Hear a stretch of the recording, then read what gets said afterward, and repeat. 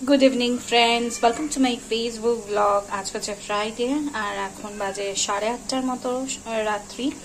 কালকে পনির একটা আইটেম করেছিলাম, তো একটু অল্প পনির রেখে দিয়েছিলাম। ছেলে যেহেতু ভালোবাসে তো হঠাৎ বায়না করছে যে চিলি পনির খাবে, তো ওর মতনই করছি। সেজন্য অল্প চিলি পনিরটাকে ম্যারিনেট করে ফ্রাই করে নিচ্ছি। চিলি পনির যেহেতু বানাবো সেজন্য পনিরটাকে ম্যারিনেট করে রেখেছিলাম। কর্নফ্লাওয়ার, শুকনো লঙ্কার গুঁড়ো, সামান্য নুন আর একটু হলুদ আর একটুখানি সামান্য ওই গুঁড়ো দিয়েছিলাম। সো দেখো আমি পনিরটা ফ্রাই করে তুলে রেখেছি। এবার চিলি পনির করার জন্য আমি অনিয়ন চপ করে দিয়ে দিয়েছি, সাথে গার্লিকও আমি চপ করে দিয়ে দিয়েছি। এটাকে ভালো করে ফ্রাই করব।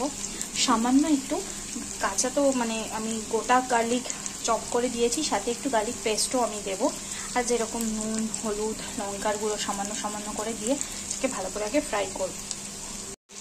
সো অনিয়নটা সটে করা হয়ে গেছে। এবার আমি এতে সস অ্যাড করে দিয়েছি, tomato sauce, soya sauce, chilli powder, salt আর সামান্য টারমারিক। এবার আমি এটাকে ভালো করে মিক্স করে নেব। মিক্স করে সামান্য একটু যে ব্যাটারটা তৈরি করেছিলাম পনিরের, সেটাতেই একটু জল দিয়ে দেবো।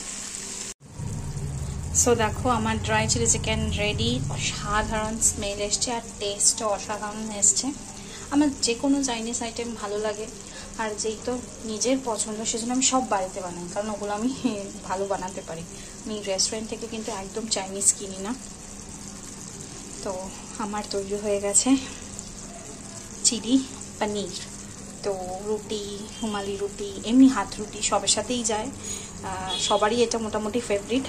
কেমন লাগলো রেসিপিটা আমার কমেন্ট করে জানিও।